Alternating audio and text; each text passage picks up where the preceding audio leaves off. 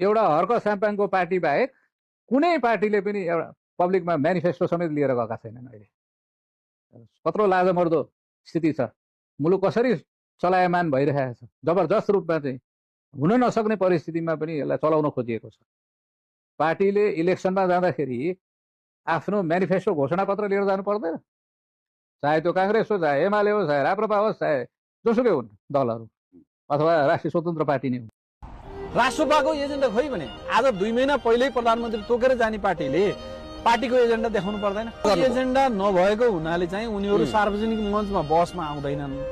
तर बहस गर्न सक्ने एक अहिले देखिएको नयाँ शक्तिहरूमा सबभन्दा बहस गर्न देखिएको भनेको चाहिँ एकदम सक्षम पार्टी भनेको चाहिँ त्यही श्रम संस्कृति पार्टी देखिया छ। हर्क किनभने उसले गरिब मान्छेको दुःख बुझेको छ।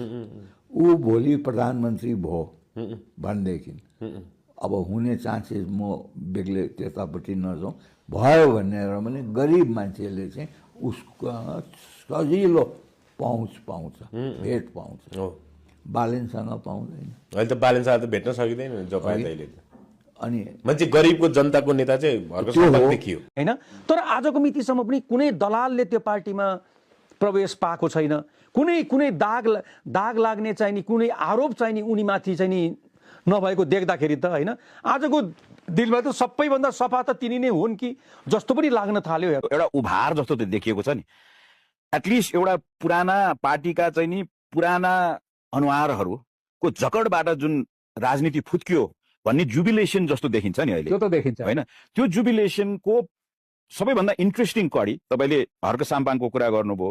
एउटा पूर्व कर्मचारी एकाएक चाहिँ नि त्यही डिपार्टमेन्टको फुल मन्त्री हुनुभयो, त्यसपछि उहाँ टोपी चाहिँ हरियो लाउनुहुन्थ्यो तर म त्यो पार्टीको होइन पनि भन्नुहुन्थ्यो, त्यही पार्टीको अध्यक्ष भएर जानुभयो होइन। यस्ता कन्ट्रडिक्सनहरू थुप्रै छन्। तर सबैभन्दा इन्ट्रेस्टिङ फिनोमेनन भनेको चाहिँ नि गत निर्वाचनमा एउटा आश्चर्यचकित गर्न सफल राष्ट्रिय स्वतन्त्र पार्टी जुन फर्स्ट टाइम आफ्नो इलेक्सनियरिङमा अब्बल निस्क्यो 20-22 सिट लिएर आएर, त्यो पार्टी एकाएक नेतृत्वविहीन भएको जस्तो काठमाडौँको मेयरमा उसले नेतृत्व देख्यो है। त्यो पनि कन्ट्राडिक्सन्स भित्र ठुलो कन्ट्राडिक्सन हो। वाइ? अब साधारणतया एउटा चाहिँ नि कबोल पत्र जस्तो त सबैले बनाएको जस्तो देखिन्छ। यो एउटा सामान्य रीति, सामान्य कुरा, इलेक्सनलाई पनि सामान्य ढङ्गले हेरियो।